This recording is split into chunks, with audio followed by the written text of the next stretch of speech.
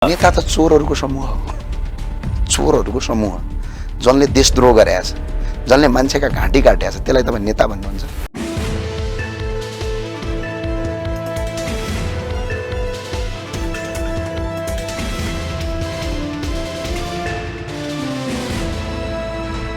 नमस्कार दर्शकवृन्द, कार्यक्रम चक्रव्यूह यहाँहरू सबैलाई हार्दिक स्वागत गर्दछु। म हिमाल बस्नेत।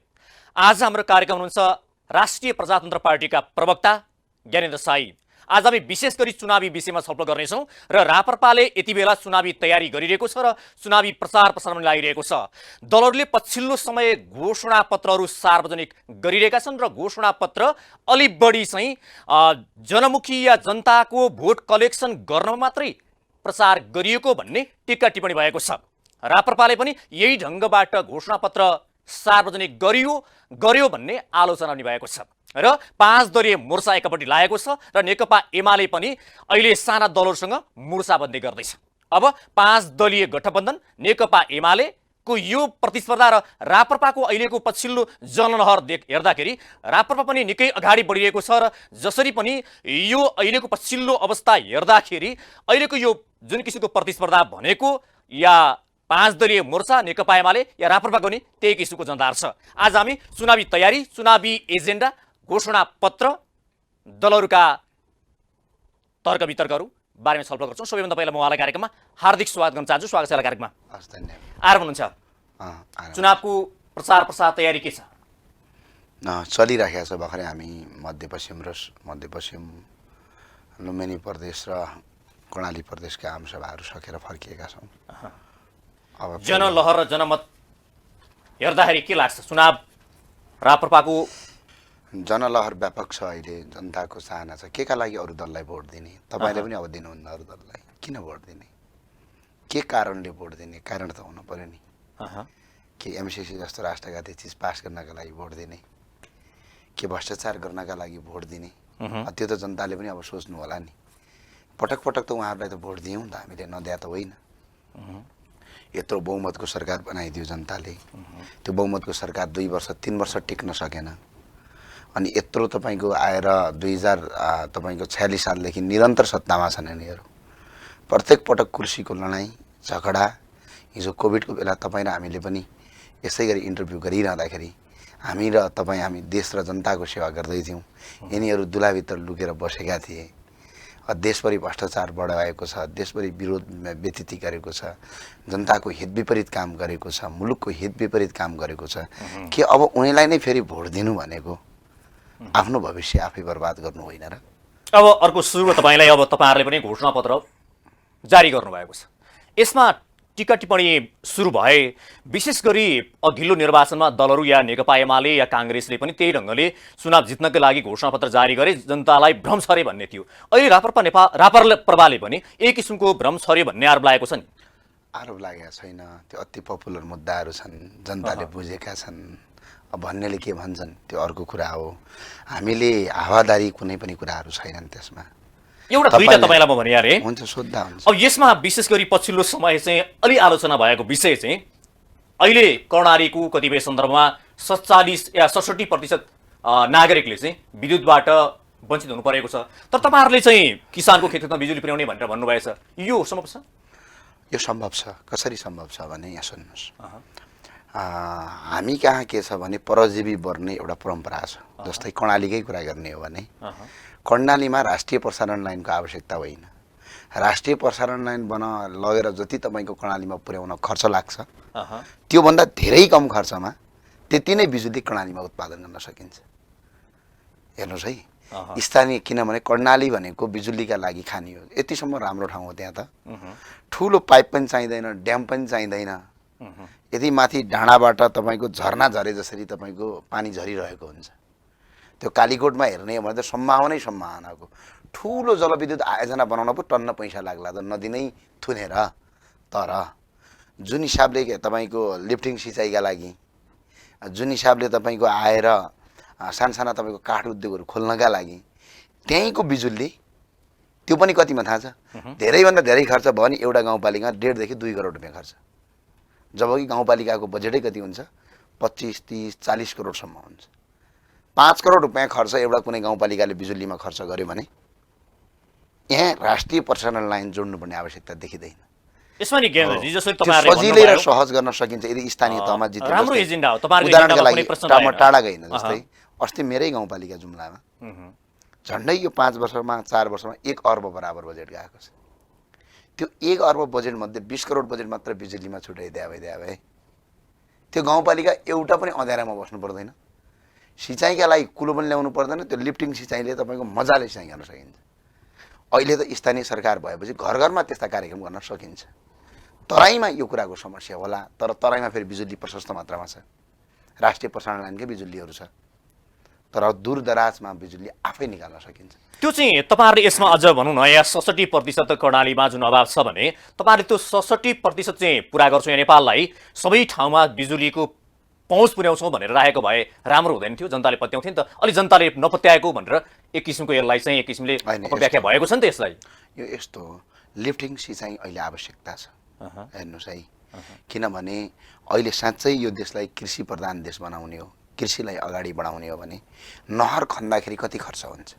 हाम्रो देश कस्तो छ हेर्नु त। तल खोलाको किनारमा नदी बगिराखेको हुन्छ, अथाह जलस्रोत बगिराखेको हुन्छ, त्यसको जस्ट डाँडामाथिपट्टि के हुन्छ, खेतबारी बाँझो हुन्छ, पानी नपाएर फुक्का भएको हुन्छ। अब त्यहाँ तपाईँको सिँचाइका लागि तपाईँको कुलो नहर बनाउँदाखेरि झन्डै अरबौँ रुपियाँ खर्च हुन्छ। तर एउटा बिजुलीबाट लिफ्ट सिँचाइ गर्दाखेरि सबभन्दा सजिलो, सबभन्दा सस्तो, सबभन्दा पारदर्शिता र सबभन्दा छिटो, त्यहाँभन्दा तपाईँको अर्को कुनै सिँचाइ हुन सक्दैन। र यसका लागि के छ भने स्थानीय तहले नै यसको प्रयोग गर्न सक्छ।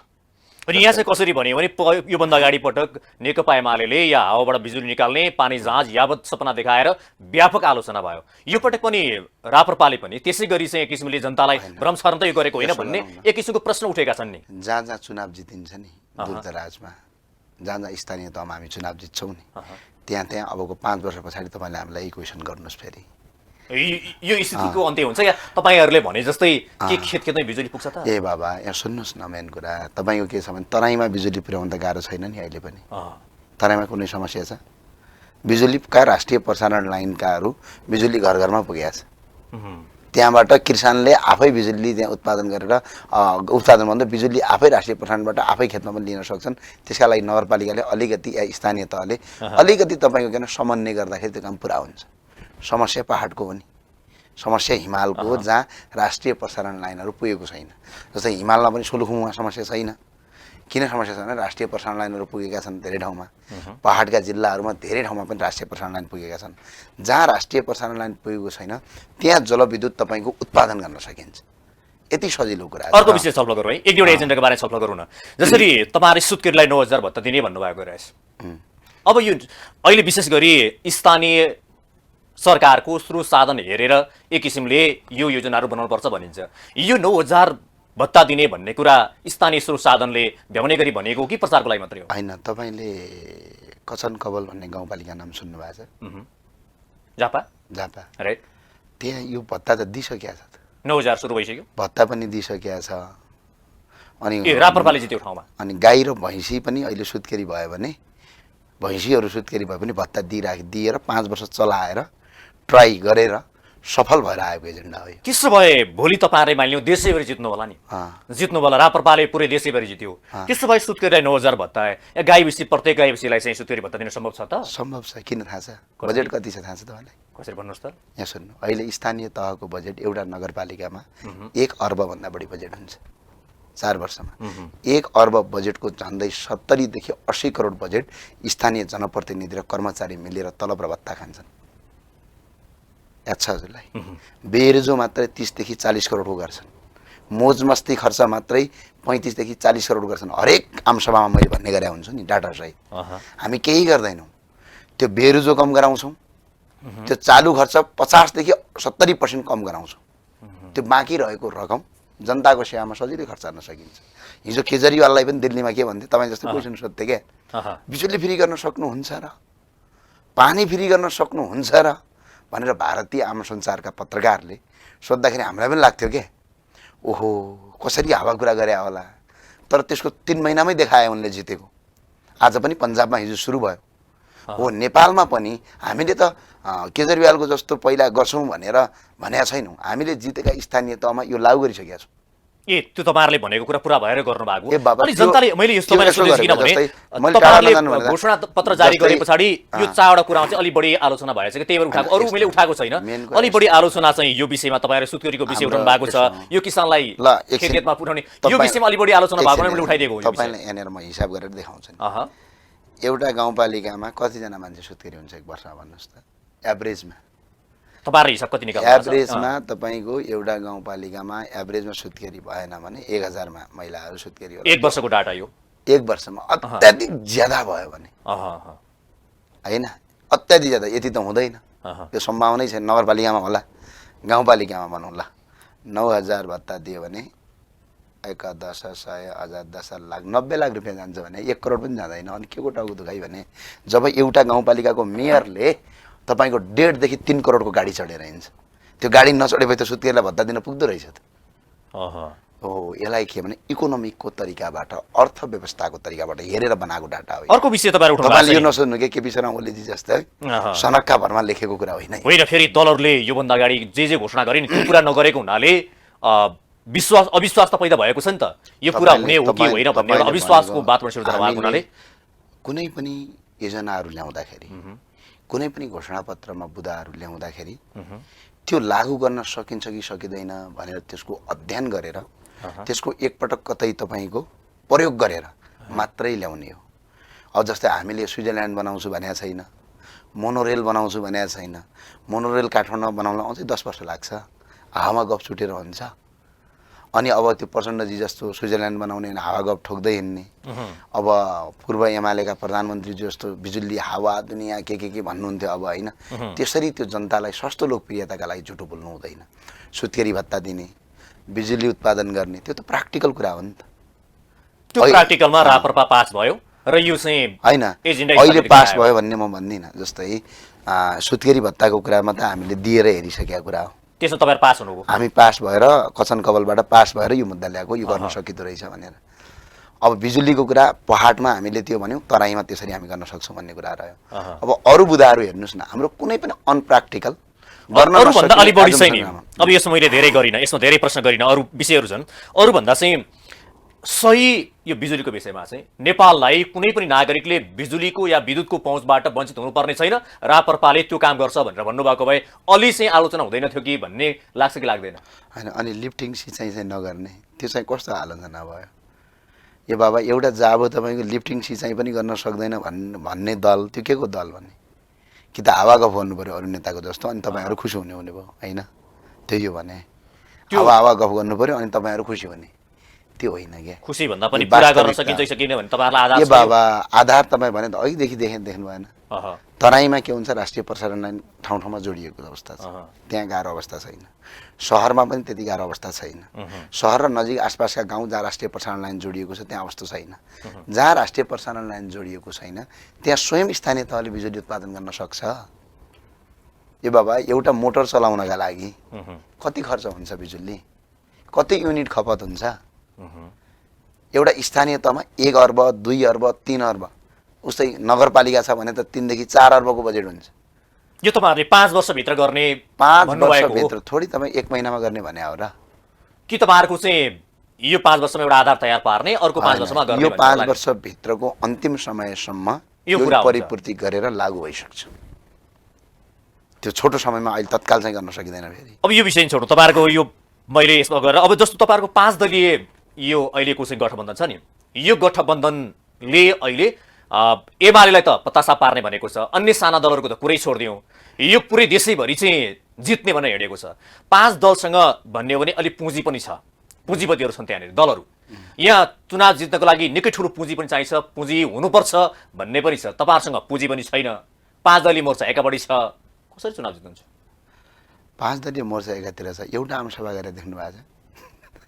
उनीहरू त मानसिक रूपमै त्यहीँ हारिसके त। रापरपा एक्लै छ, देशभरि आमसभा गरेको छ। तपाईँले हेर्नु भएको छ नि, खुल्ला मञ्चमा आमसभा गरियो। आज अध्यक्षजी पूर्व हुनुहुन्छ, म पश्चिम छु, महामन्त्रीजीहरू हुनुहुन्छ। हरेक दिन रापरपाको त्यो पनि बृहत आमसभा भइराखेको छ, त्यो पनि पुँजी बिना, खर्च बिना। तर गठबन्धनले एउटा आमसभा गरेर देख्न सक्नु भएको छ तपाईँले? फेरि उनीहरूलाई नै, एकछिन चुनाव सुन्नु। जित्छौँ भन्ने आत्मबल होला किन गरेनन् नि। गठबन्धनले एउटा आमसभा गर्न सक्ने आत्मबल नभएकाहरूले चुनाव जित्न आत्मबल हुन्छ र अनि अर्को पैसाले चुनाव जित्ने कुरा गर्नुभयो तपाईँले। तपाईँलाई सोध्छु म, के तपाईँलाई कसैले पैसा दिएर तपाईँले भोट हाल्नुहुन्छ? आज मैले तपाईँकै सिटमा राखेर एकजना स्वतन्त्र व्यक्तिलाई भनेको थिएँ, उहाँले भन्नुभएको थियो आज मासु या रक्सी र पैसामा मतदाताहरूलाई बिक्री गर्ने अवस्था पुर्याइयो भनिएको छ। पुर्याइयो, जनता त्यसरी अवस्था पुगे। यहीँबाट नेताहरूले हामी के भन्न चाहन्छौँ, हामीले के भनिरहेको गरिरहेको छौँ अहिले, र अहिले यही टेलिभिजन फेरि भन्छु, जसले पैसा दिन्छ जनताले लिएर खाने, नछोड्ने। गठबन्धनसँग टन्नै पैसा छ, भ्रष्टाचार गरेको अथाह सम्पत्ति छ, त्यो सम्पत्तिबाट पैसा मजाले लिने। 10,000 रुपियाँ भन्छन् भने 20,000 माग्ने, 20,000 भन्छन् भने 30,000 माग्ने। तर चुनावमा त गोप्य मतदान हुन्छ। गोप्य मतदानमा जसले तपाईँलाई पैसा दियो त्यो मान्छे पनि त्यहाँ हुँदैन। भनेपछि गोप्य मतदान तपाईँले कसलाई मतदान गर्यो त्यो थाहा पनि हुँदैन। अनि त्यहाँभित्र गइसकेपछि जसले राष्ट्रका लागि काम गरेको छ, यो देशको हितमा काम गरेको छ, जो राम्रो मान्छे छ र त्यसलाई भोट हाल्ने। पैसा जति बाहिर गठबन्धनको खाइदिनुहोस्, भोट चाहिँ रापरवालाई हालिदिनुहोस् भने अहिले जनता तयारी अवस्थामा छन्। देख्नु भएको छ नि जुम्लाको आमसभा हेर्नुभयो तपाईँले। तपाईँहरूको पछिल्लो निकै ठुलो जनलहर छ, मैले हेरेको छु। तर यो तपाईँहरूको जनलहर धेरै छ, तपाईँ एउटा लोकप्रिय पनि हुनुभएको छ पछिल्लो समय। तर गठबन्धनभित्रका या प्रतिपक्षका नेताहरू के भन्नुहुन्छ भने अहिले पनि अब 10औं 20औं या 30औं वर्षसम्म काङ्ग्रेस एमाले या माओवादीको अन्य विकल्पै छैन भन्छन्। भन्नेले त जे पनि भन्छन्, भन्नेको पछाडि लागेर हुन्छ। प्रतिस्थापन गर्न अवस्था भोलिको मत परिणामले देखाइहाल्छ। यो तपाईँले अहिले मलाई भनेर पनि हुँदैन, मैले तपाईँलाई भनेर पनि हुँदैन, आउने मत परिमाणले देखाइहाल्छ। अलिकति तपाईँहरूको जस्तो अलि पुँजीको विषय उठिहाल्यो। अब तपाईँ हामीले भनेअनुसार दलहरूसँग अथाह पुँजी छ होइन, धेरै पैसा छ उनीहरूसँग, मतदातालाई राम्रै खर्च गर्न सक्छन्, बस्न खाना सबै छ, मजाले खाने, बस्ने पनि, खाने पनि, पैसा माग्ने पनि। हामी त रापरवा कार्यकर्तालाई पनि माग भन्छौँ तिनीहरूसँग, किन पैसा छ माग दिन्छन् त। ए बाबा दिइहाल्छन् नि, किनभने यिनीहरू पैसा छ अनि पैसा लिने। चुनावमा गोप्य मतदान हुन्छ, गएर हलमा भोट हाल्ने। त्यो कसले देखा हुन्छ भने गोप्य मतदानमा अहिले त्यो हुनेवाला छ। उनीहरू कहाँ मान्छन् त? कसले? नुनको सोच त गरिहाल्ला नि। ए बाबा अब त्यो के गर्छन् हेरिहाल्नु होला नि आउने चुनावमा। देशभरि पैसा माग्नका लागि नेताहरूले पैसा दिन्छन् भने हामीले जहाँ जहाँ आमसभा गऱ्यौँ, झन्डै झन्डै अहिले यो 1-1.5 महिनामा हामी सबैले गरेर करिब करिब 100को बराबर आमसभा गऱ्यौँ, 100वटा आमसभा गऱ्यौँ हामीले यो 1-1.5 महिनाको पिरियडमा। त्यो 1-1.5 महिनाको आमसभामा झन्डै झन्डै एउटा आमसभामा मान्छे हुँदैन भनेपछि 5,000 से 7,000 मान्छे हुन्छ हाम्रो आमसभामा। तपाईँहरूले टेलिभिजनहरूमा हेरिराख्नु भएको छ आमसभाहरू। त्यहाँ आमसभामा हाम्रो पहिलो वचनै के हुन्छ, नेताहरूले पैसा दिए भने लिने, अरू नेताहरूले खाने, घुम्ने, अझ बाइकमा तेल पनि हाल्ने। तर भोट हाल्दाखेरि गोप्य मतदान हुन्छ। गोप्य मतदानमा किन यिनलाई भोट हाल्ने? जसले पैसा दिने मान्छे नि हुँदैन। अनि अहिले त अब ट्रेन्ड चलिएको छ र करिब करिब देशभरि अहिले त तपाईँको समूह बन्न सुरु भइसक्यो। अब हेर्नुहोस् नेताहरू पैसा बाँड्नु भयो भने तपाईँको पैसा पनि सकिन्छ, चुनावमा भोट पनि हारिन्छ। यो सत्य कुरा हो। होइन, नेपाली कङ्ग्रेसका एकजना नेताले भन्नुभएको थियो अघिल्लो चुनावमा मैले 70को चुनावमा 80 लाख खर्च गरेँ, 80,000 खर्च गरेँ, त्योभन्दा पछाडि 3 करोड भन्नुभएको के अरे, पछाडि 6 करोड खर्च भयो भन्नुभएको छ। एउटा सांसद जित्नको लागि 6 करोड खर्च हुन्छ आज भने स्थानीय स्तरमा पनि एउटा पालिकामा एउटा नगरमा जित्नको लागि करोड खर्च गर्नुपर्छ भनिन्छ। तपाईँले अहिले भनेको कुरालाई म त्यहीँ आउँदैछु। अब तपाईँले भन्नुभयो पैसा त लिने अनि भोट चाहिँ रापरपाकोमा हाल्ने भनिएको छ। तपाईँले भनाइ त्यो पैसा लिएको मान्छेले खाइसकेको छ। यो एमसिसीको विषयमा के भने एउटा प्रचार के भयो भने नेताहरूले लिसके पछाडि त लिसक्यो, पैसा लिसक्यो अनि पास नगरेर हुन्छ भने जस्तै लिसक्यो अनि तपाईँको टोकरिया कसरी भोट हाल्छ त? एउटा कुरा थाहा छ, नेता र जनतामा फरक भन्ने कुरा के हो भने यहीबाट थाहा हुन्छ। नेताहरू र जनतामा फरक हो के हो भनेर कसैले छुट्याउने नै एमसिसी जस्तो राष्ट्रघाती चिज पारित गर्नेलाई अब पनि जनताले यदि भोट हाले भने त्यो जनताले आफ्नो छोराछोरीको भविष्य बर्बाद पारेको। कति पटक यिनीहरूलाई चुनाव जिताउँदाखेरि यो देश बन्ला भनिदिनुहोस् त? 20 पटक जिताउँदा बनाउने हो कि 10 पटक जिताउँदा बनाउने हो कि पटक पटक जिताइयो देश बनाएन भने अब त विकल्पतिर त जनता जानु पर्यो नि त हैन? भविष्य नै जनतालाई बर्बाद पार्न मन छ। अब काठमाडौँको फोहोर अहिलेसम्म उठेको छैन। यदि राम्रो जनप्रतिनिधि भइदिए भए फोहोरबाट डुङडुङ गनाउनु पर्दैन थियो नि। यदि राम्रो जनप्रतिनिधि भइदिए तपाईँ पनि आउँदाखेरि नाक छोपेर त यो टेलिभिजनमा आउनु पर्दैन थियो हो यस्तै दुःख जनताले पाउने हो भने त उनीहरूलाई भोट हाल्लान् फेरि केही फरक पर्दैन। तर राम्रो किसिमको विकास, साँच्चै यो देशको परिवर्तन, साँच्चै यो मुलुकलाई नयाँ ढङ्गबाट अगाडि गएको हेर्न मन छ भनेपछि जनताले त मत परिवर्तन गर्नुभन्दा अर्को विकल्प अब छैन। एउटा हिसाबले भन्ने हो भने नेपालमा 10 वर्षमा चाहिँ व्यवस्था परिवर्तन भएको छ, त्यो हुन्छ पनि भनिन्छ। अनि व्यवस्था परिवर्तन हुने अवस्था परिवर्तन नहुने रोग त पुरानै भइसक्यो। यो 7 सालदेखि अहिलेसम्म भइरहेको छ। तपाईँहरूले पनि अहिलेको यो दलीय तन्त्रले गर्दा, यो अवस्थाले गर्दाखेरि यो व्यवस्थाले गर्दा अवस्था परिवर्तन हुँदैन, राजतन्त्र ल्याउनुपर्छ भन्नुभएको छ। अनि जनताहरू सधैँभरि व्यवस्था परिवर्तन गर्न लागिरहने, लडिरहने, अवस्था कहिल्यै परिवर्तन नहुने, त्यो तपाईँहरूबाट त्यस्तै भयो भने जनताले के गर्ने फेरि? होइन, एउटा कुरो हामीले अहिले हाम्रो नारा व्यवस्था परिवर्तन मात्रै होइन, अवस्था परिवर्तन। अवस्था परिवर्तन भन्नुभएको छ। जस्तै कसरी अवस्था परिवर्तन गर्ने हो भने मुलुकमा हामीले कर उठाउँछौँ। राज्यलाई जस्तो अहिले कस्तो अवस्था छ भने एउटा राजनीतिज्ञले राम्रो भूमिका खेल्यो भने यो मुलुकलाई बचाउन सक्छ। हेर्नुहोस्, डाक्टरले चाहिँ कस्तो हुन्छ भने डाक्टरले एउटा गोली लागेको बिरामीलाई बचाउन सक्छ, तर असल राजनीतिज्ञले हजारौँ मान्छेलाई गोली लाग्नबाट बचाउन सक्छ। यो बडा सेन्सिटिभ कुरा हो, सामान्य कुरा होइन। राजनीतिकले देश बनाउने पनि हो, राजनीतिकले देश बिगार्ने पनि हो। संसारभरिको यो लहर हो। त्यो अन्तर्गत हामीले यो देश बनाउनका लागि कानुन कडा हुन पर्यो, स्थानीय स्रोत र साधनको प्रयोग हुन पर्यो। हामी राष्ट्रिय प्रजातन्त्र पार्टीले 3-4 वटा मुद्दा उठाएका छौँ। स्थानीय स्रोत र साधनको प्रयोग गर्ने, जस्तै नेपालमा रुखलाई पूजा गर्ने होइन, अब 2टा रुख लगाउने, एउटा रुख काट्ने। विदेशी रक्सी ल्याएर नेपालमा झन्डै विदेशी रक्सी मात्रै अघिल्लो वर्ष हेर्नुहोस् त, म डाटा हेर्दैछु तपाईँको, एकैछिन हेर्नुहोस् है, मलाई यसमा बोल्न दिनु होला। सवारी साधन मात्रै यो वर्ष 46 अर्ब 34 करोडको आयात गरेका छौँ विदेशबाट। अब मोबाइल फोन मात्रै 35 अर्ब 6 करोडको, यो मोबाइल फ्याक्ट्री नेपालमै लाउन सकिन्छ। अनि ल चुरोट र सुर्ती मात्रै 2 अर्ब 42 करोडको ल्याएको छ, जो हाम्रो घर घरमै आँगनमा सुर्ती र चुरोटका लागि काँचोहरू, तमाखुहरू बन्ने चलन छ। अब रक्सी मात्रै 2 अर्ब 39 करोडको आयात गरेका छ विदेशी रक्सी। नेपालमा तपाईँको के हुन्थ्यो, नेपाली रक्सी मात्र प्रयोग गर्दा भए यो पैसा नेपालमै बचत हुन्थ्यो। सुन मात्र 28 अर्ब 54 करोडको छ, जुन सुनको केही पनि काम छैन। यो सुन किन्नुपर्ने कुनै पनि जरुरत छैन। हामीलाई सरकारमा पुर्याएपछि सुनलाई किन्नेलाई हदैसम्म टाइट गर्छौँ। अर्को यहाँ सुन्नुहोस्, चाँदी मात्र 12 अर्ब 83 करोडको। तास खेल्ने तास, त्यो तासको कागजको पत्ता नेपालमै बनाउन सकिन्छ नि, त्यो तास मात्रै 19 करोड 55 लाखको त आयात भएको छ। तपाईँ सम्झिनुहोस् त, यस्तो अवस्था छ। अब केरा मात्रै 1 अर्ब 31 करोडको, जो नेपालका हरेक क्षेत्रमा केरा हुन्छ। झन्डै तपाईँको कागती मात्रै 64 करोडको, गहुँ झन्डै 5 अर्ब 30 करोडको, झन्डै मकै 15 अर्ब 5 करोडको। नेपालका खेतका आलीमा मकै हुन्छ। अनि धान मात्रै 15 अर्ब 22 करोडको, अनि चामल मात्रै 24 अर्ब 90 करोडको, पाम तेल मात्रै 32 अर्ब 4 करोडको, खसी मात्रै 45 करोडको, कपालमा लगाउने तेल 60 करोडको विदेशबाट यसरी आयात गरेर देश अब कोक्रो बन्दैछ। हामी राष्ट्रिय प्रजातन्त्र पार्टी एकपटक के गर्छौँ भने धान, गहुँ, सामान्य कुरा, सुर्तीहरू, मदिराहरू कानुन यसरी परिवर्तन गरिदिन्छौँ कि जुन कानुनले नेपालको मात्र सामान प्रयोग गर्न प्रोत्साहित गरोस्, विदेशी सामान प्रयोग गर्न रोक लगाइयोस्। अनि के गर्छौँ भनेपछि हामीलाई भन्या पनि छौँ, तपाईँले सोद्धा पनि हुन्छ हामीलाई कसरी गर्छौँ भने जस्तै सुर्तीजन्य पदार्थहरू आयातमा रोक लगाउने। आयातमा रोक लगाएपछि नेपालमै सुर्तीजन्य पदार्थहरू उत्पादन गर्न सकिन्छ। अब रक्सी नेपालको, हाम्रो देशमा त के छ, विभिन्न जात जाति र वेशभूषाको देश हो। कतिपय जातहरूमा अहिले पनि के छ भने रक्सीलाई सगुन मान्ने चलन छ। स्वयं हाम्रो नेवारी समुदायमा यो एउटा परम्परा छ। त्यो रक्सी विदेशबाट ल्याउने रक्सीलाई बन्द गरेर नेपाली रक्सीलाई गुणस्तरीय र उच्चका साथ गरियो भने त्यो पैसा पनि विदेश जानबाट रोकिन्छ। 2 खर्ब 88 अर्बको कपडा मात्र हामीले लगाउँछौँ।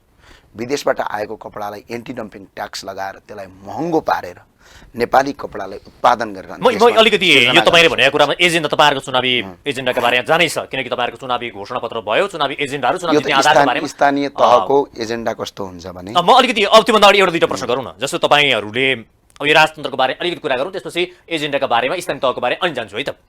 अब अरू त सबै ठिकै हो, राप्रपाको राष्ट्रिय प्रजातन्त्र पार्टीले ठिकै राम्रै नारा लिएको छ, जनमत पनि छ राप्रपाको, अहिले जनधार पनि उर्लिरहेको छ, आस्था पनि छ, राजेन्द्र लिङ्गे जस्तो इमान्दार नेता नै आउनुभएको छ, तपाईँ एउटा प्रभावशाली नेता हुनुहुन्छ होइन, हिजो अभियन्ता हुनुहुन्थ्यो। तर अलिकति त्यो पुरातनवादी राजतन्त्र या भन्नु सामन्ती राजतन्त्र र हिन्दू राष्ट्रको नारा लिएर चाहिँ गलत गरे भन्छन् नि, एउटा कुरो के म तपाईँलाई भन्छु, कस्तो लाग्छ यो तपाईँ? एकछिन तपाईँ आफैलाई आफै हिन्दू भएर तपाईँले यो क्वेसन गर्दाखेरि तपाईँलाई पनि अप्ठ्यारो लाग्यो होला। नेपालका त्यस्ता 80% जनतालाई हिन्दू हुँ आफैलाई भन्नुपर्ने शरम भन्ने बनाए। यो हिन्दू हुँ आफू भन्नु गौरवको कुरा हो हामीलाई, बुद्धिस्ट हुँ आफू भन्नु गौरवको कुरा हो हामीलाई, किराँत हुँ भन्नु आफैलाई गौरवको कुरा हो। हिन्दू धर्मको उत्पादन नेपालमा भएको वाल्मिकी ऋषिदेखि लगेर गुरु वेदव्यासदेखि लगेर माता सीता भगवान शिवको आराधना केन्द्र हो नेपाल। अनि आफ्नै देशमा उत्पन्न भएको धर्मलाई हामीले हाम्रो धर्म मान्दाखेरि घिन मान्नुपर्ने, त्यसलाई तपाईँले हामीलाई क्वेसन सोध्नु पर्दाखेरि त हामी कहिले लाग्दैन संसारकै परजीवी भएछौँ। मलाई एक प्रश्न गर्न भन्दा नि मैले चाहिँ आम नागरिकको प्रश्न, हिन्दूको आम नागरिकको छैन, इसाईको प्रश्न गरेको आम नागरिकको प्रश्न होइन यो, आम होइन कि भाम नागरिकको प्रश्न हो यो। भाम भनेको चाहिँ भाम आमको होइन, विदेशी दलालहरूको प्रश्न हो यो, नेपाली जनताको प्रश्न होइन यो। र अर्को एउटा कुरा, राजा निरङ्कुश र सामन्ती भन्नुभयो, सामन्तीको अर्थ थाहा छ हजुरलाई? हिजो न एउटा हिजोकै कुरा गर्छु म। हिजो राजा, एउटा उदाहरण दिन्छु तपाईँलाई, सामन्ती भन्नुभयो। यदि राजा सामन्ती भइदिएको भए धीरेन्द्र सरकारको नाम सुन्नु भएको छ? सुनेकै हो। को हुन् धीरेन्द्र? एकछिन भन्नुहोस् न त, मलाई सोध्नुहोस् न, को हुन् त भन्नुहोस्। धीरेन्द्र नेपालको राजकुमार हुन्, वीरेन्द्रको भाइ धीरेन्द्र, राजा वीरेन्द्रको भाइ। राजा धीरेन्द्रले गलत काम गर्नुभयो, याद छ तपाईँलाई? देश निकाला गरी। आज नेताले आफ्ना छोराछोरी र आफन्त र इष्ट कुटुम्बले देश लुट्दाखेरि देश निकाला गर्ने त टाढाको कुरो कारबाही गर्न सक्ने क्षमता राख्छन्। आफ्नै भाइलाई देश निकाला गर्न सक्ने राजाहरू। अनि अर्को एउटा कुरा गर्छन्, 2021 सालमा राजा महेन्द्रका ससुरालाई सर्वोच्च अदालतका न्यायाधीशले के गरिदिए? जेल हालिदिए। राजा महेन्द्रले ल्याएर बोलाएर भन्नुभयो तपाईँले जे काम गर्नुभयो ठिक गर्नुभयो। आज नेताहरूले आफ्ना छोराछोरी त धेरै टाढाको कुरा हो, भैँसी बेचेको नातो लगाएको मान्छेलाई पनि कानुनबाट अराजकताबाट नरोक्ने, गैर कानुनी काम गर्न दिने, देशको सम्पत्तिलाई भ्रमलुट गर्नेलाई तपाईँ सामन्ती नभन्ने। अनि एउटा देशको राजा जनले न चोरी गरेका छ, आजसम्म राजा कुनै भ्रष्टाचार काण्डमा देख्नु भएको छ? कुनै देशद्रोही काण्डमा देख्नु भएको छ? कुनै हिंसात्मक गतिविधिमा देख्नु भएको छ? अनि माओवादीका ती 17,000 मान्छे राजाले मारे हो? राजाको कसले मारेको? राजाको पालामा हो त? कसरी हो? राजतन्त्रका पालामा मर्या हो भनेपछि राजाले आदेशमा हो? नेपाली काङ्ग्रेसको सरकारले मार्या हो। 2052 देखि 2058 सालसम्म कसको सरकार थियो? राजालाई केही अधिकार थियो? तर आज तपाईँ हामी यसरी बोल्न पाउने अधिकार चाहिँ अहिलेको गणतन्त्र आएपछि भयो। आज ज्ञानेन्द्र साईले खुला रूपमा चाहिँ चुनौती दिएर बोल्ने अवसर पनि यो गणतन्त्र आएपछि भयो भनेर त भनिरहेका छन् त नेताहरू। अन्यथा तपाईँले बोल्न पाउनुहुन्थेन 46 सालभन्दा अगाडि? त्यहाँ चाहिँ राजाले सामन्ती ढङ्गले लगेर चाहिँ कालकोटरीमा उल्लिन्थे भन्ने थियो। अनि त्यसो भने चाहिँ कहाँ बोल्न पाउँदैन थियो? नेपाल टेलिभिजनको स्थापना कहिले भयो? 2044 सालमा, 40-44 सालतिर। रेडियो नेपालको स्थापना कहिले भयो? 2051 सालमा चुनाव भएन? 2056 सालमा चुनाव भएन? भाषण गर्न पाइँदैन थियो? तर के गर्न पाइँदैन थियो भने देशद्रोही गर्न पाइँदैन थियो। खुलम खुला एमसी जस्ता राष्ट्रघाती चिजहरू ल्याएर तपाईँको जनतालाई भ्रमित गर्न पाइँदैन थियो। अनि अर्को कुरा यसो राष्ट्र जोगिएको थियो, तर तपाईँले भनेअनुसार राजाले देशको रक्षा गरेका थिए, तर देशभित्र चाहिँ नागरिकहरू अलि बढी चाहिँ शिक्षित बन्न खोजे भने त्यहाँ दमाउने काम चाहिँ भएको थियो। कहिले दमन गरे? राजाले खोलेका स्कुलमा पढेर तपाईँ आउनु भएको छ? राजाले खोलेको स्कुलमा म आफै पढेर आएको छु। अनि त्रिभुवन विश्वविद्यालय के तपाईँको गणतन्त्रवादीका प्रचण्डजीले बनाउनु भयो? राजा त्रिभुवनको पाला याद छ हजुरलाई? त्रिचन्द्र कलेज कसले बनायो? नेपालमा भएका 99% स्कुल कसले बनाएको? कसको पालामा बनेको? गणतन्त्रका पालामा बने कि राजाका पालामा बने? अनि तपाईँ कसरी भन्न सक्नुहुन्छ कि राजाले पढ्न दिँदैनथे भनेर? यो त भरम हुइया हो, सुई हुइया र विदेशी दलालहरूले फैलाएको भरम हो। त्यो भरमको क्वेसन तपाईँले मलाई गर्दै हुनुहुन्छ। तर तपाईँको सवालमा नि मलाई 2-3 कुरा भनिदिनुहोस् न, 2-3 कुरा भनिदिनुहोस् न। राजाले यदि पढ्न दिँदैन थियो भन्नुभयो कि तपाईँले? कसरी भन्नुभयो होला सोच्नुहोस् तपाईँले आफै? यो त आज खुलियाम रूपमा नेताहरूले भनिरहेका छन् त। नेता त चोरहरूको समूह हो, चोरहरूको समूह जसले देशद्रोह गरेका छ, जसले मान्छेका घाँटी काटेको छ त्यसलाई तपाईँ नेता भन्नुहुन्छ? ती अपराधी हुन्। जसले बम पट्काएर राजनीति गर्छ त्यो नेता हो? त्यो त डकैत हो। राजतन्त्रलाई हटाउनको लागि त्यत्रो जनता बाहिर उत्रिए किन उत्रिए त? ठिकठाक थियो, सबै राम्रै हुँदै थियो के भने त्यो किन भयो त? नेपाली जनता त्यतिखेर तपाईँको नेपाली जनताले राजतन्त्र फाल्ने भनेर सडकमा आएको होइन, याद छ तपाईँलाई? माघ 19 को कदमलाई फिर्ता गर्ने भनेर जनता सडकमा आएका थिए। राजाको राजतन्त्र कहिले फालियो? 62-63 को आन्दोलनले फाल्यो हो? त्यही त भन्ने छ। भन्ने होइन हो कि होइन? तपाईँ त पत्रकार आज भन्नु त। 62-63 जनआन्दोलनले नै राजतन्त्र फालियो भन्ने हो। कहिले कसरी फाल्यो? 19 दिन जनआन्दोलनले कहिले फाल्यो? वैशाख 11 गते राजाले उद्घोष गर्नुभयो, त्यो दिन राजतन्त्र गयो? मलाई भन्नु न तपाईँ। होइन, त्यति बेलाको जुन किसिमको आन्दोलन भयो त्यस पश्चात राजा फाल्ने निर्णय भयो नि त। कहिले निर्णय भयो? राजतन्त्र हट्ने निर्णय त्यो आन्दोलनमा राजा फाल्ने निर्णय थियो?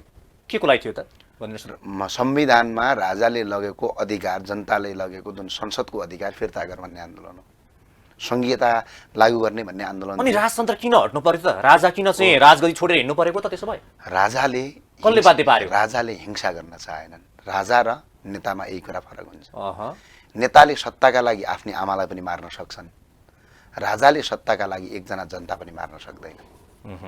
के थिएन राजासँग? जनता मरिरहेका छन् भनेर राजगद्दी छोडेर भए पनि भनेर उहाँले घोषणा जोगाउनको लागि ज्ञानेन्द्र शाहले घोषणा गर्नुभयो त, नेपाली जनता मारेर मेरो सत्ता म टिकाउँदिन भनेर घोषणा गरेर गएन। बीचमै छोडिदिएको भए 17,000 मर्दैन। गल्ती गरे नि, छोड्दै नछोड्दै भए हुन्थ्यो। छोडेर आज तपाईँहरू जस्ता हामी जस्ता मान्छे बेरोजगार भएर विदेशीको गुलाम र दास भएका छौँ। तपाईँ अलि अगाडि छोड्दै भए के सोच्नुहुन्छ पहिला भन्नुहोस् त आफैलाई आफै। होइन, 17,000 मान्छे मरे या राजाले पहिल्यै राजगद्दी छोडिदिएको भए 17,000 मर्दैन थियो कि भन्ने प्रश्न। कसले? राजाले मारे हो? राजाले कुन दिन मारे 17,000 मान्छे? जनता मरे भनेर छोड्ने त तपाईले भन्नुभयो। तपाईँको घरमा कसैले बमान्न आएपछि आफैले आफै मरे नि। 17,000 मान्छे के? त्यसो भए काङ्ग्रेस र माओवादीको कारणले मरे? काङ्ग्रेस र माओवादीको कारणले। गोली ठोक्ने यताबाट काङ्ग्रेस, उताबाट गोली हान्ने माओवादी, यी दुईजना। माओवादीका नि मरे, काङ्ग्रेसका नि मरे? ए बाबा, सरकार काङ्ग्रेसको, जङ्गलमा माओवादी, अहिले फेरि दुईजना मिलेका छन्। अनि एउटा के को उपज हो त? जस्तो अघि योभन्दा अगाडि चाहिँ टाउकाको मूल्यसम्म तोकिएको थियो प्रचण्डको, बाबुरामको। आज टाउकाको मूल्य तोक्नेहरू तोक्ने, खानेर तोक्ने बीचको चाहिँ गठबन्धन भएको छ। के को लागि त यो राजनीति असम्भव सम्भावना भरिएको खेल हो? त्यही भएको फिल्म हेर्नु भएको छ तपाईँले? मुभीहरू हेर्दाखेरि कहिले हेरिन्छ नि, हजुर, चोरहरू लास्टै मिल्छन् नि। बिचारो साधुहरू त्यो मुभीमा फिल्ममा कहिले पनि मिलेको थिएन, चोरहरू लास्टै मिल्छन् क्या। सत्ता र शक्तिका लागि नेपाली आमा बेच्नका लागि पनि यिनीहरू तयार अवस्थामा छन्। अझै तिनीहरूलाई भोट हाल्नु भनेको आफ्नो बालबच्चाको भविष्य बर्बाद मात्र होइन, आफ्नै आमाको रगत खानु बराबर। त्यसो भए ज्ञान सर, आज माओवादी, काङ्ग्रेस, एमालेकै पक्षमा जनताले भोट हाल्छन्। पछिल्लो समय हेर्नुहोस्, यो गएको 46 पछाडिको यो 30औं वर्ष यिनै पार्टीहरू जित्दै आइरहेका छन्। के त्यसो भए जनता गलत? कसले? यदि जनताले सही निर्णय गर्दै भए आज विश्वको सबभन्दा गरिब देश नेपाल हुन्थ्यो। एकछिन 46 साल अगाडि जानुहोस् न, हाम्रो वैदेशिक ऋण कति थियो? कति थियो? अध्ययन गर्नुभएको छैन? 29 अर्ब रुपियाँ थियो। आज कति छ? 17 खर्ब छ। पुग्नेवाला छ? पुग्नेवाला भइसक्यो 17 खर्ब। 12-13 भनिएको छ अहिले। कसरी 13 भनिएको छ? अब यो अन्तिमसम्म पुग्ने 17 खर्ब कसरी 17 खर्ब छ? अघिल्लो आर्थिक वर्षमै यहाँभन्दा तपाईँको अघिल्लो आर्थिक वर्षमा मात्र 15 खर्ब 67 अर्बभन्दा बढी वैदेशिक ऋण। 15 खर्बभन्दा 17 खर्ब वैदेशिक ऋण पुग्यो। 29 अर्बबाट 17 खर्ब वैदेशिक ऋण अब कसरी तिर्ने? अनि 2046 सालभन्दा अगाडि कोही मान्छे विदेश काम गर्न जान्थ्यो? त्यति बेला ऋण त रहेछ नि, होइन? होइन, ऋण त्यतिखेरको विकासका लागि ल्याएको थियो महेन्द्र राजमार्ग। अहिले नि विकासकै लागि त भनेको छ, खानेर बनाएको विकासकै लागि भनेको छ। एउटा कुरा तपाईहरु जस्तो, मैले एउटा कुरा, तपाईहरु जस्तो पत्रकारहरु त्यसमा अध्ययन नगरेर बोल्नुहुन्छ हो। होइन, कसले के भन्यो भन्ने कुरा हैन। तपाईले अध्ययन गर्ने कि नगर्ने? होइन, ऋण किन ल्याएछ? नै, विदेशी ऋण ल्याएमा कुन बाटो बनाए? कानेर बिजुली बनाए। उनीहरु ल्याएको ऋण किन ल्याए त? ल्याएर सिर्फ संघीयताका छोटे राजाहरूलाई पाल्नका लागि, त्यसो भने ल्याएछन्। चालु खर्चका लागि ल्याएका छन्, विकासको लागि, समृद्धिको लागि। त्यो भने नि खर्च त्यो गरे, ल्याएका छन् त अहिले ऋण। खर्च गरे। खर्च त तपाई हामीले भनेकै छौं, देखेकै छौं, भ्रष्टाचार भइरहेको छ, बिक्री भइरहेको छ। भ्रष्टाचार हैन, सीधा ऋण ल्याएको पैसा खर्च कहाँ गरे भन्ने हो के? हो, 8 खर्ब रुपैयाँ यो संघीयतामा प्रदेशलाई पाल्दै खर्च भयो। 8 खर्बमा यदि काठमाडौँमा भएको मिड सिटी जस्तो अस्पताल बनाउने भने 549 वटा त्यस्ता अस्पताल बनाउन सकिन्छ। भने आज देश कहाँ पुग्थ्यो? 46 सालभन्दा अगाडिको नेपाल र 46 सालभन्दा पछाडिको नेपाल हेर्नुहोस् त एकछिन। त्यही त मतलब मैले भन्न खोजेको चाहिँ के हो भने त्यति बेला मानिलिउँ राजाको पालामा विकास गर्नेकै ल्याइएको थियो, विकास भयो या जति भयो, तर अहिलेका नेताहरूले पनि जसरी विदेशमा ऋण ल्याएका छन् नि, आज जति ऋण छ यो हामी भ्रष्टाचार गर्छौँ, यहाँ चाहिँ नातागोता आफन्त चाहिँ पालन पोषण गर्छौँ, यहाँ चाहिँ सङ्गीत कार्य गर्छौँ भनेर ल्याएको छैन। हामी यहाँ बाटो बनाउँछौँ, यहाँ पुल बनाउँछौँ, यहाँ यो गर्छौँ, अनि शीर्षक त यही त छ त। अनि यस्तो के चोरले म चोर्न आउँदैछु भन्छ, चोरले त म तपाईँको घरमा पाहुना लाग्न आउँदैछु हजुर भन्छ क्या। अनि चोरका खन्तीहरू अनि त्यही काम गरिराखेका छन्। अनि अर्को कुरा 44वटा संस्थानको नाम सुन्नुभएको थियो तपाईँले? भन्नुहोस् त। सुन्नुभएको थियो, हेडोडा टेक्सटाइल सुन्नुभएको थियो, ठिक छ। विराटनगरको जुट मिल सुन्नुभएको थियो। अहिले त बिचरा अहिलेका भर्खर युवा पिँढीले त्यो नाम पनि सुनेका छैनन्। नेपालमा 44वटा यत्रा कम्पनी चल्थे, एउटै कम्पनीमा 10 देखि 12,000 कर्मचारी काम गर्ने 44वटा नेपालमा फ्याक्ट्री चल्थे। उहाँहरूले यो प्रश्न गर्दा के भन्नुहुन्छ भने यो सरकारले गर्ने होइन नि त, यो त निजी कम्पनीहरूले गर्ने हो, त्यसले गर्दा निजी कम्पनीलाई बेचेको हो, सरकारले फेर्न सकेन भन्नुभएको छ। बेचेपछि त्यसलाई चलाउनु पर्छ कि पर्दैन? भिरकुटी कागज कारखानाको अहिले बिल्डिङ हेर्नु भएको छ तपाईँले गएर? नेपालले कागज मात्रै 1 वर्षमा झन्डै ल्याएन भने 35 देखि 40 अरबको कागज ल्याउँछ भारत विदेशबाट। त्यो नेपालको भिरकुटी कागज कारखाना हुँदाखेरि भारतलाई कागज बेचेर नेपालले वार्षिक तपाईँको 1 देखि 2 अर्ब त्यतिखेरको जमानामा कमाउँथ्यो।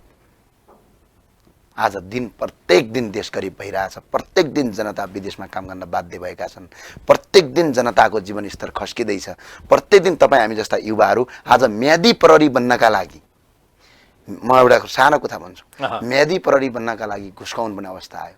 तपाईँको बुवालाई सोध्नुहोस् गएर, तपाईँको बाजेलाई पनि सोध्नुहोस्, अहिले पत्रकार भन्दा पनि पहिला नेपाली नागरिक भएर बुवा हिजो राजाका पालामा आर्मी र प्रहरीमा जाहिर खान के गर्नु पर्थ्यो भन्दाखेरि के भन्नुहुन्छ थाहा छ? बाबु अलिअलि हल्का लक्का जवान हुने बित्तिकै 18 वर्षको उमेर पुग्ने बित्तिकै आर्मी पुलिसहरू घरमै आउने रे, ए हलानाको छोरो ठुलो भइसकेछ ल फौजा जाहिर खानुपर्छ भनेर घरमा आएर जबरजस्ती ल फौजा जाहिर खानुपर्छ भनेर लगेर जाहिर खुवाउँथे। योग्यता सीमा त हुनु परेन? ए बाबा योग्यता र क्षमताको कुरा छोड्नुहोस् न, रोजगारीको कुरा जोड्नुहोस्। जहिले पनि कति दलालवादी र विदेशवादीको प्रशंसा गर्नुहुन्छ हजुरहरू।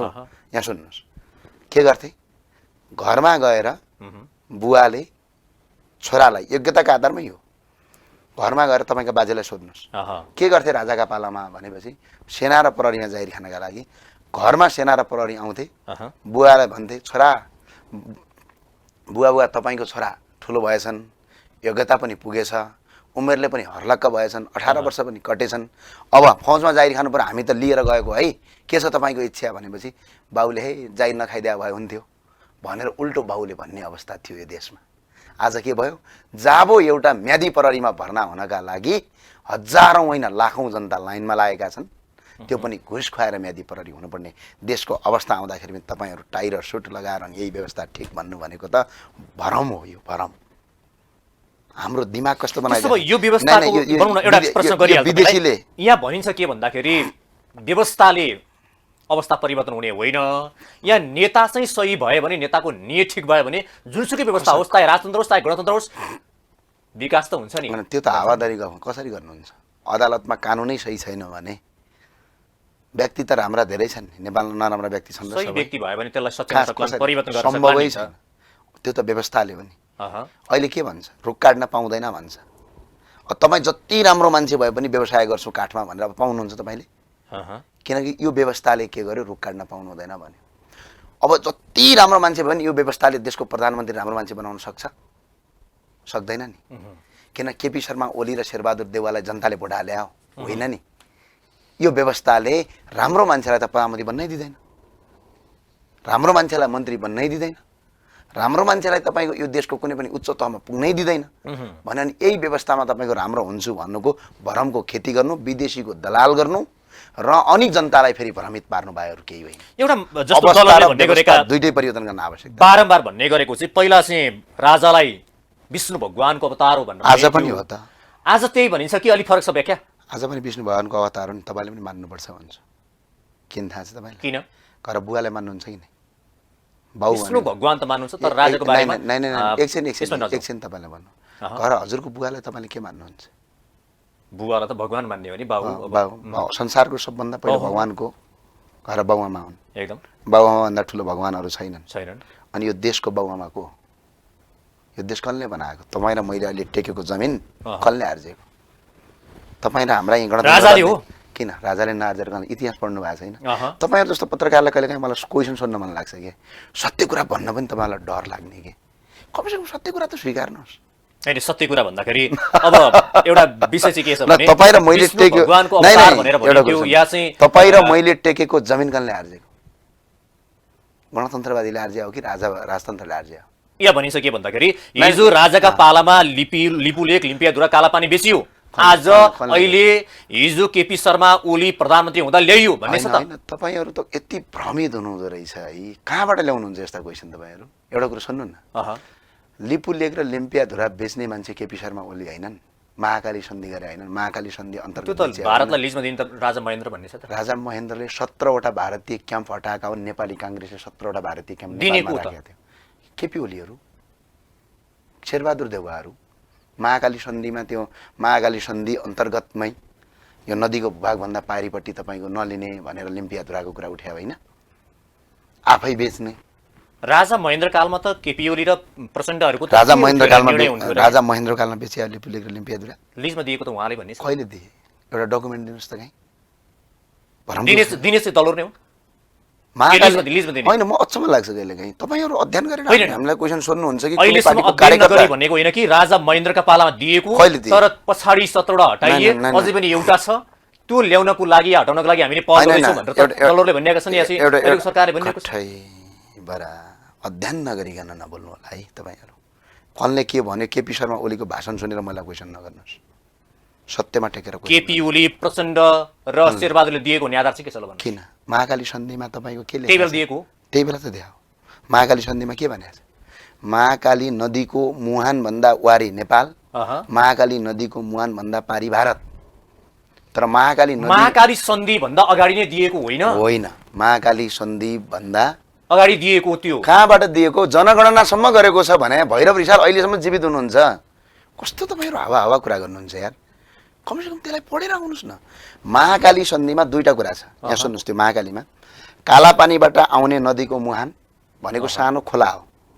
अनि यता तपाईँको आएर पार्वती कुण्ड र गौरी कुण्डबाट आउने एउटा खोला छ। त्यो गर्ज्याङ नाभि कुटी भएर आउँछ। यहाँ यस्तो कुटी भएर एउटा खोला आउँछ, कालापानी भएर एउटा खोला आउँछ। अनि गिरिजाप्रसाद कोइराला, त्यसपछि शेरबहादुर देउवा, केपी ओलीले के गरिदिए भने त्यो जुन पार्वती कुण्ड र गौरी कुण्डबाट आउने महाकालीको असली मुहान त्यो हो होइन।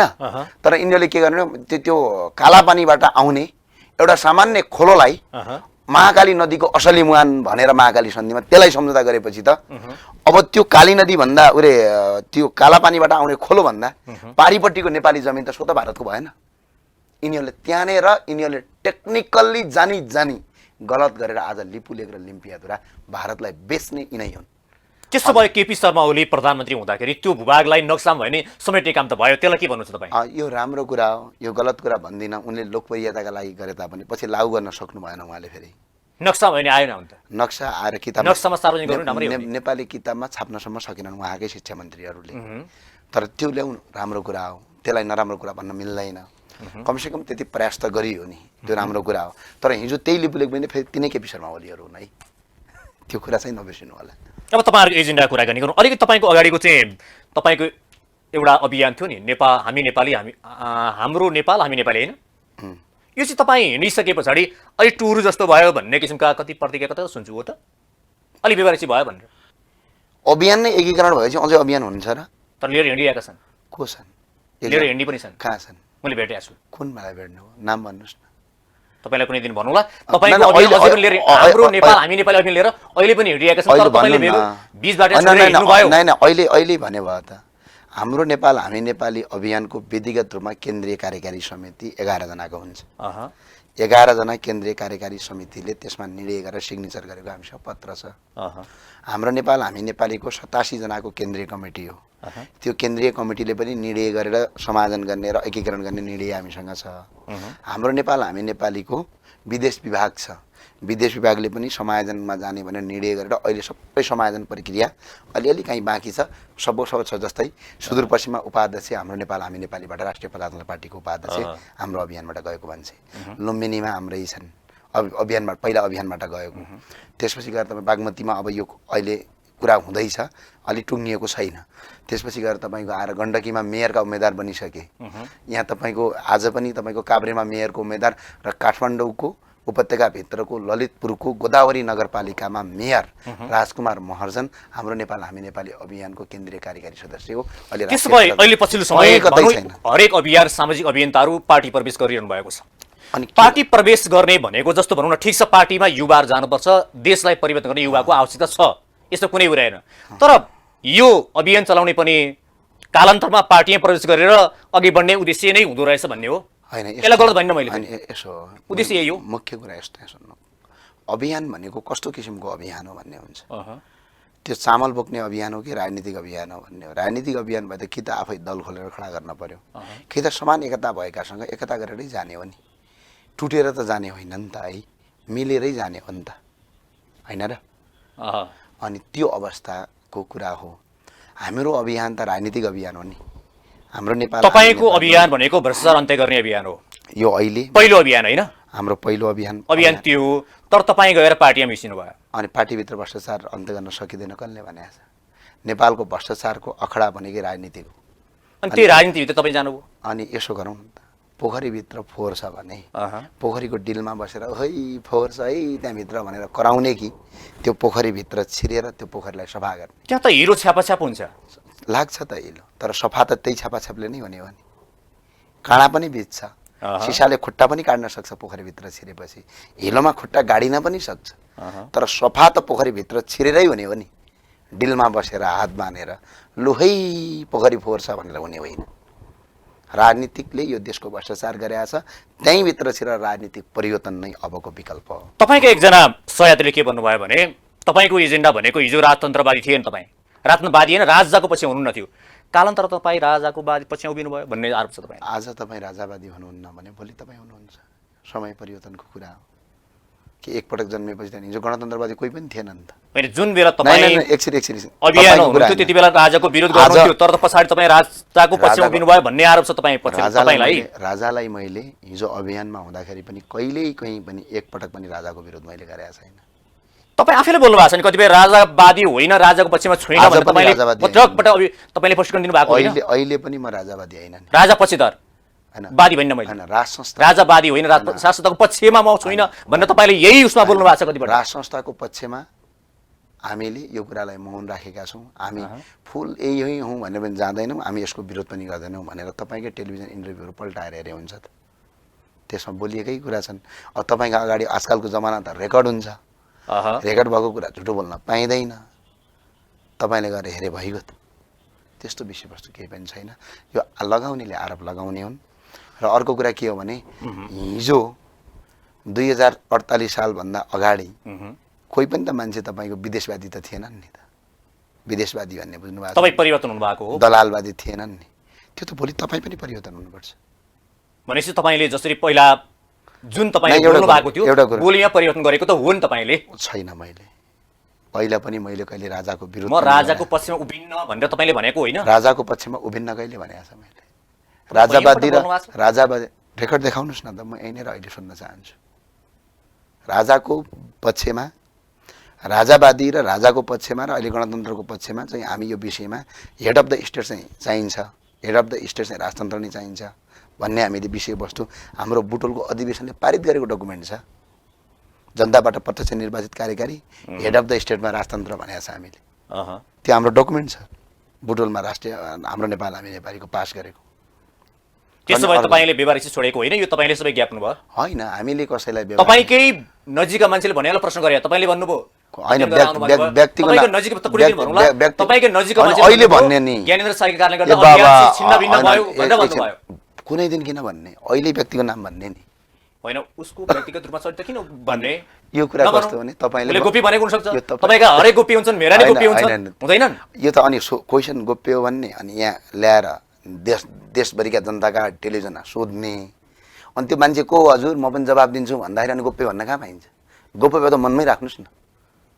यो कुरा के हो भने बनावटी हो भन्ने कुरा म बुझ्दछु। तपाईँले बनावटी होइन, तपाईँ होइन भन्नु सिद्धिको त बुझ्नुभयो? म सत्यवादी र यथार्थवादी मान्छे हो। हेर्नुहोस्, मलाई बनावटी कुरा संसारमा कहिले पनि आउँदैन र आजका दिनसम्म पनि आएको छैन।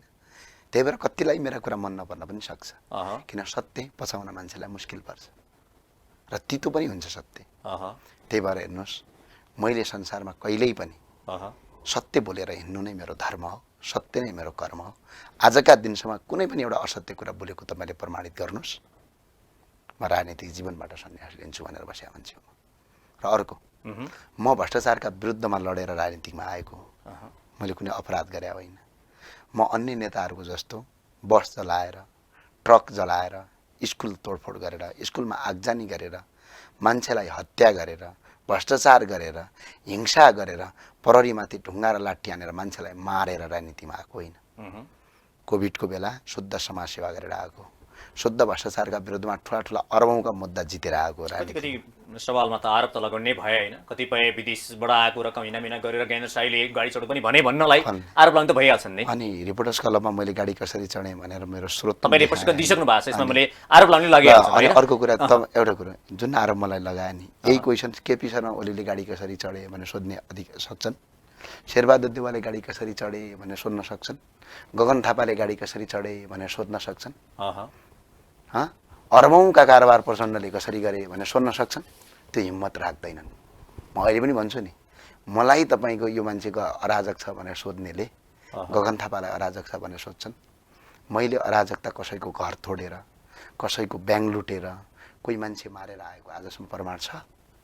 तर गगन कुमार थापाहरूले बस जलाएर, प्रहरीलाई ढुङ्गा हानेर, अर्काको घर जलाएर, टायर बालेर, पुवाल पारेर सडकमा आएका मान्छेलाई तपाईँहरू राम्रा मान्छे भन्ने प्रश्न गरिएको छ। ठिक छ, अनि जसले राम्रो काम गरेर आएको छ त्यसलाई तपाईँहरू उल्टो भन्नु। त्यसो भए अन्तिममा मैले तपाईँलाई प्रश्न एकदमै छोटो, कति सिट जित्ने तपाईँहरूको आकलन हो राप्रपाले?